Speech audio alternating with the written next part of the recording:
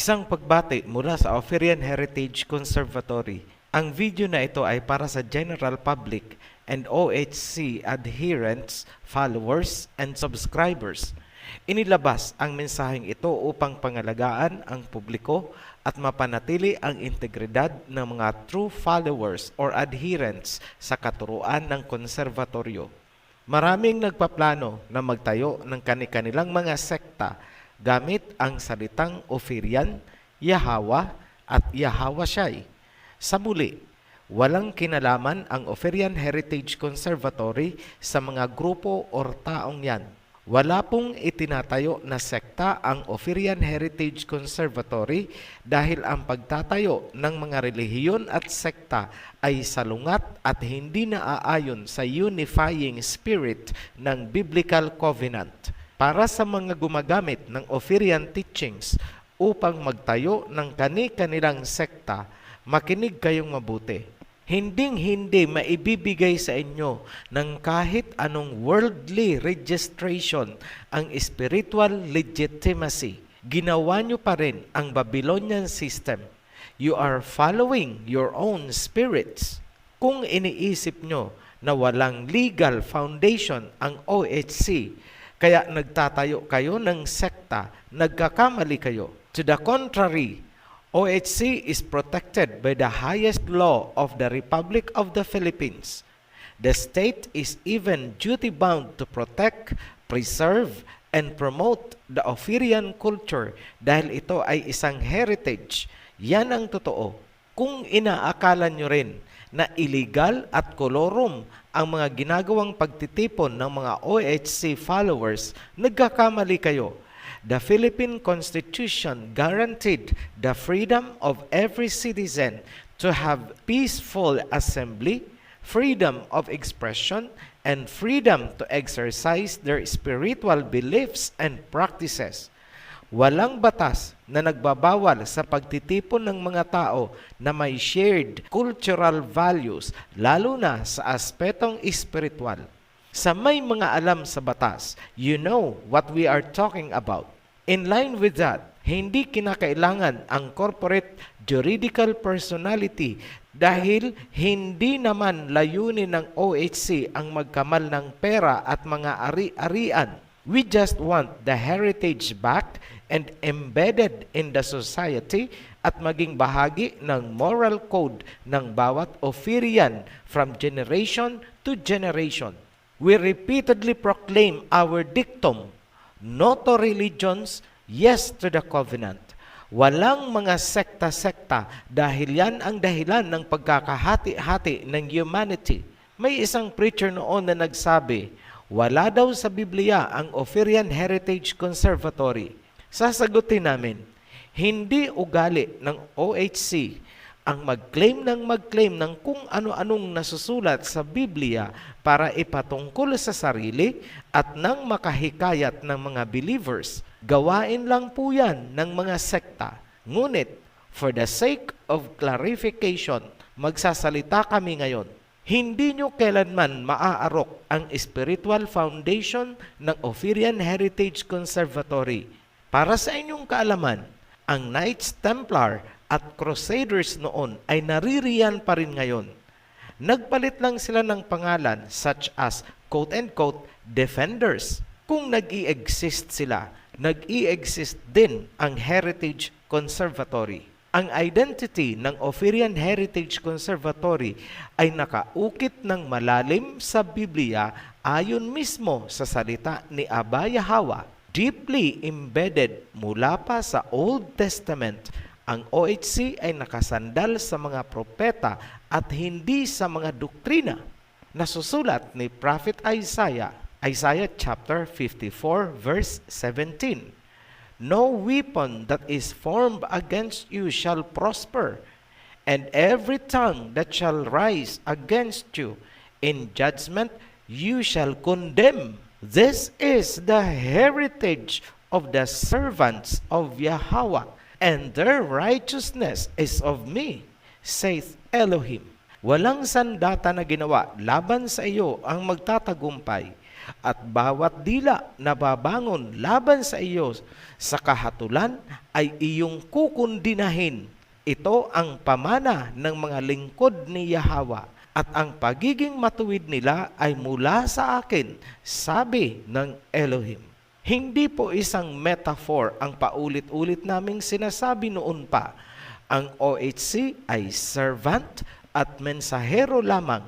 Hindi kami ang mahalaga kundi ang mensahe. Muling nagising at bumangon ang diwa ng heritage upang ibalik ang tamang pagsamba at kundinahin ang mga kamalian ng mundo. Sinabi din ng critic na walang word na Ophirian sa Biblia. For your information, inilarawan ni Prophet Isaiah ang paglutang ng servants sa silangan, kung saan sila ay mag-aawitan ng papuri sa Ama. Isaiah chapter 42 verse 10 to 12 and Isaiah chapter 24 verse 15. Walang ibang bansa at walang ibang grupo dito sa silangan ang nag-aawitan at ipinaglalaban ang tunay na pangalan ng Ama at pangalan ng Mesaya tulad ng inilarawan ni Prophet Isaiah. Tanging ang Ophirian Heritage Conservatory lamang, period. Gaya ng sinabi namin, kung may Knights Templar at Crusaders ang seeds ni Cain, mayroon ding conservatory ang woman's seed na iningatan ng Ama.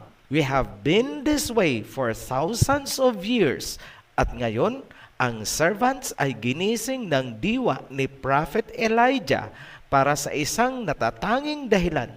Yan ang pagtutuos o reckoning ukol sa lahat ng ginawa ng spirit ni Canaanite Queen Jezebel. Pumapasok na tayo sa punto na kailangan ng manindigan ang mga bansa at sangkatauhan kung sino ang dapat sundan. Ang yapak ba ni Moses, Elijah at ng Mesaya, o ang yapak ng Canaanite Queen Jezebel with their false Greek Messiah? Nagigising na ang consciousness ng mga Chinoy. Dinudurog na nila ang krus ng corona. Dinudurog na rin ang Buddhism. Tinatanggal ang kanilang mga Buddha. Nililinis na ang kanilang bansa. Lahat alinsunod sa salita ni Prophet Isaiah na tatawagin ang sinim. Yan ang China. Isaiah chapter 49 verse 12, King James Version. Careful sa version na inyong binabasa. Ngayon, sa mga nagpaplanong magtayo o nagtatayo na ng kanilang sekta gamit ang mga banal na pangalan at katuruan ng OHC, alam niyong ayaw na ayaw ng OHC ng Babylonian system. Kung susuwayin nyo dahil gusto nyong pairalin ang rebellious mentality ni Pablo, well then, hinamon ninyo ang Great Commission na magkaroon ng unified worship ayon sa covenant. Here is our verdict. If you are not with us, then you are against us. Repent bago kami magsagawa ng spiritual reckoning sa inyo. Huwag niyong i-underestimate ang spiritual authority na ipinagkaloob sa Ophirian heritage. Ang sino mang hindi patatawarin ng heritage ay hindi rin patatawarin sa kingdom of heaven. Ang sino mang patatawarin ng heritage ay patatawarin din sa kingdom. John chapter 20 verse 23. If you forgive anyone's sins, their sins are forgiven.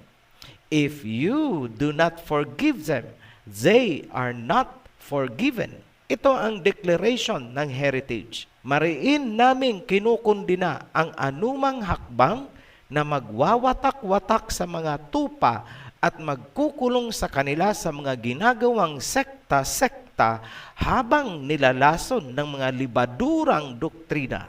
No forgiveness for such offense unless you repent.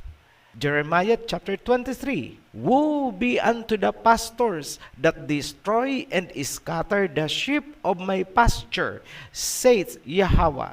Pangalawang authority, ang inyong igagapo sa lupa ay igagapo sa kingdom. Ang sino mang pakakawalan sa lupa ay pakakawalan din sa kingdom. Matthew chapter 16 verse 18 up to 19. And I tell you that you are Peter, and on this rock I will build my assembly, and the gates of Hades will not overcome it. I will give you the keys of the kingdom of heaven. Whatever you bind on earth will be bound in heaven. Whatever you loose on earth will be loosed in heaven. At sinabi ko naman sa iyo na ikaw ay Pedro, at sa ibabaw ng batong ito ay itatayo ko ang aking kongregasyon, at ang pintuan ng Hades ay hindi magwawagi laban sa kanya. Ibibigay ko sa iyo ang mga susi ng kaharian ng langit, at anumang iyong talian sa lupa ay tatalian sa langit, at anumang iyong kakalagan sa lupa ay kakalagan din sa langit. Ang authority na ibinigay sa heritage ay binding both in heaven and on earth. Do not underestimate that authority. Kapag kayo ay nagmatigas, kukuha kami ng 2 witness, alinsunod sa kautosang, thou shalt not bear false witness against anyone. Ihahain ng OHC ang spiritual excommunication proceedings.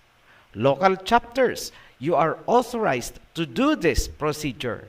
Naririto ang mga steps. Number 1, pagsabihan o rebuke muna ang nagkasala. Bigyan ng pangalawang pagkakataon. Number 2, kung magmamatigas pa rin at magpapatuloy sa gawain, ipaalam na sa buong kawan at bigyan ng final warning. Kung magpapatuloy at magmamatigas matapos ang final warning, gawin ang step 3.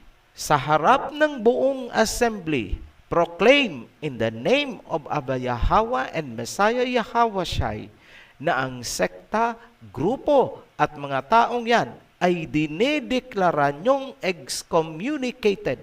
Ang proclamation na yan ay binding sa kalangitan at dito sa mundo. Ang mga nagkasala ay ibibilang sa Gentiles. Cut them off from among you. Putulin ang anumang communication sa kanila. Matthew chapter 18 verse 15 hanggang 17. Mula ngayon, gamitin nyo ang ibinigay na authority upang mapanatiling dalisay at tapat sa kawan ang bawat isa. Note, ang authority na yan ay para lamang sa mga naghahasik ng ibang doktrina, nagtatayo ng mga sekta-sekta at nakikisali sa anumang gawain na magdudulot ng pagkakawatak-watak ng kawan. Huwag kayong tatanggap sa inyong samahan ng mga namamangka sa 2 ilog. Yan ang magiging mitsa ng kaguluhan. Alisin agad sa kawan ang mga taong susuway sa bilin na ito. You are spiritually authorized mula mismo sa salita ng Misaya. Later na namin tatalakayin ang tungkol dyan sa upon this rock na pinag-aagawan ng mga sekta. Hindi yan ang focus namin ngayon. Sa mga bagong baptized, tatagan nyo ang pananampalataya dahil marami kayong pagdadaanan. Huwag nyong kalilimutan na mismong ang Mesaya ay sinubukang tuksohin ng dyablo matapos itong mabautismuhan. Ang isa sa ipinangsilaw ng dyablo ay kayamanan ng mundo. Sa panahon natin, pera at kapangyarihan. Tandaan nyo yan. Matthew chapter 4 verse 8. Huwag hahayaan na makapasok sa kawan ang espiritu na pinagagalaw ng pera upang tuksohin at guluhin ang members. Yan ay demonic spirit na nasa katawang tao. Huwag niyong hahayaan ang pera na diktahan ang inyong mga diwa, salita at gawa.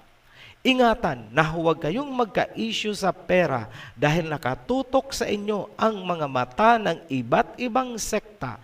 Kukutsain nila hindi lamang kayo, kundi pati ang banal na pangalan. Tungkol naman sa pagtatayo ng foundation ng mga believers, kami ay naniniwala, malinis at mabuti ang inyong hangarin na makatulong sa mga kapatiran. You have the right intention but not the right time. Call it premature. Maaari kayong malagay sa hindi magandang sitwasyon. Ngayon, kung gusto nyong matulungan ang mga kapatid sa kagipitan, do so as needed.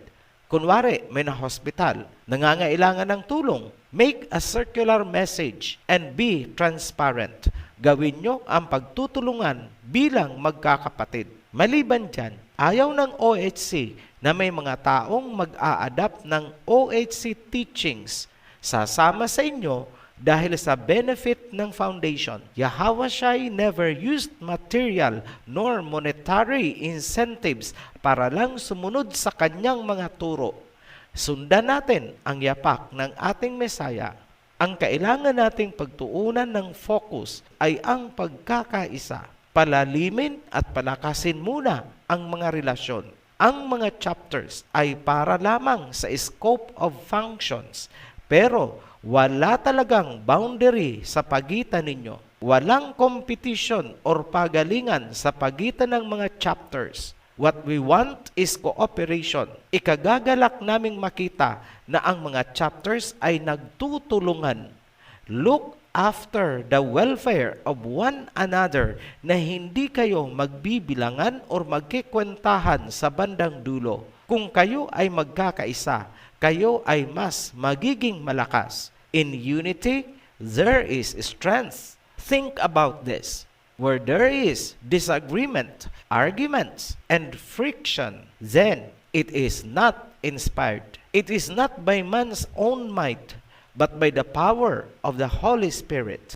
Stick to that. Hindi nyo pa lubusang mauunawaan sa ngayon ang malalim na dahilan nitong mga tagubilin. Hindi nyo pa kasi nakikita ang namumuo sa spiritual realm na kailangang maisilang sa physical reality. Ngunit in the future, kapag nangyari na, saka nyo palang mauunawaan ang lahat-lahat habang nire-replay ninyo itong video. Realization is always at the end. Ingatan nyo na huwag makagawa ng anumang hakbang na maaaring maging dahilan ng pagkakaantala or pagkakadelay ng pag-transcend ng nasa spiritual realm papunta sa physical reality. Alam namin, naghahanap kayo ng bahay-sambahan para kayong mga tupa na walang masisilungan. Pero huwag kayong maiingganyo na makisilong sa mga sambahan ng ibang sekta porket tumangkilik na sila ng OHC teachings. Dapat niyong malaman na ang lugar na ginagamit nila ay defiled. It is ceremonially unclean, marumi, ginamit sa idolatrous Babylonian worship at ang grupo nila ay binuklod pa rin ng Babylonian spirit. Hindi riyan magdwell ang name ng Abayahawa. Sinasamba nila ang Ama sa kanilang mga labi, ngunit sinasalungat ang Great Commission ng Ama. Never kayong makibahagi sa kanilang ginagawa. You will be spiritually corrupted. You should remain without blemish. Bilang follower ng conservatory, huwag niyong kalimutan ang isang mahalagang pangyayari. Sinakop ng Romans ang Jerusalem at kinubkob ng mga Pariseo ang templo. Yan ang final blow ng mga Canaanites at Babylonians sa Levitical priesthood. Ngunit tandaan nyo lang ang salita ng Ama. Hindi niya hahayaan na tuluyang mawala ang glory na dapat ay para sa Kanya. Huwag kayong maiinip or makaramdam na nanliliit kung wala pa kayong sambahan.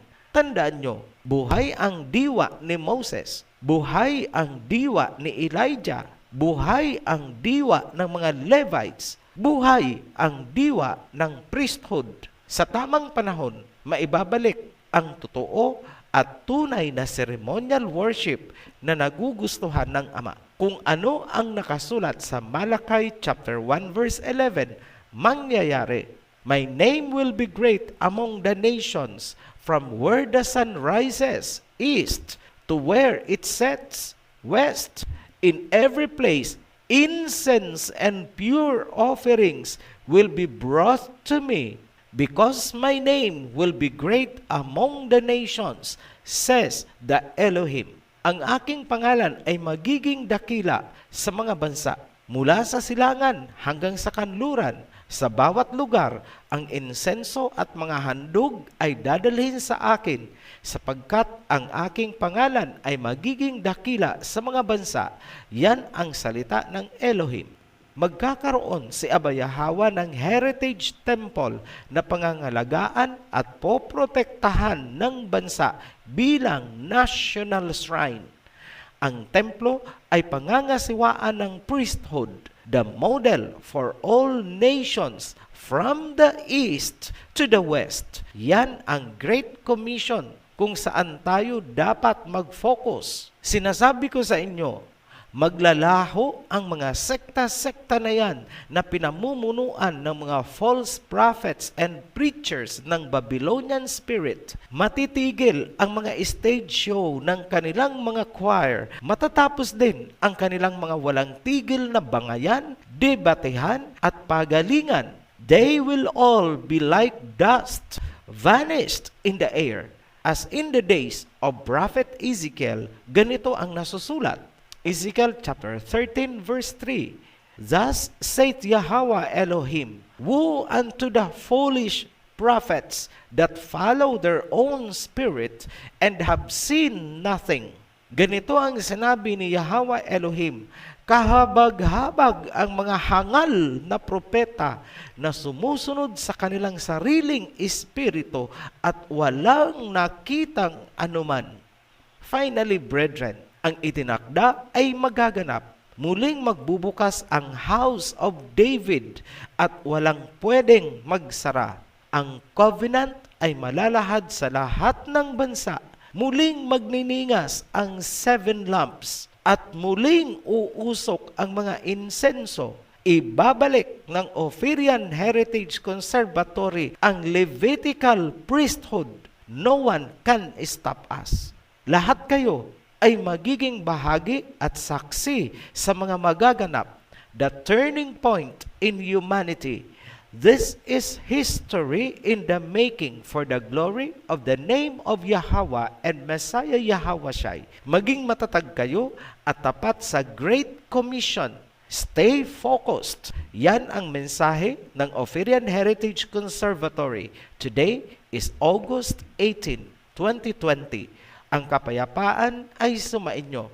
Be blessed. Shalom.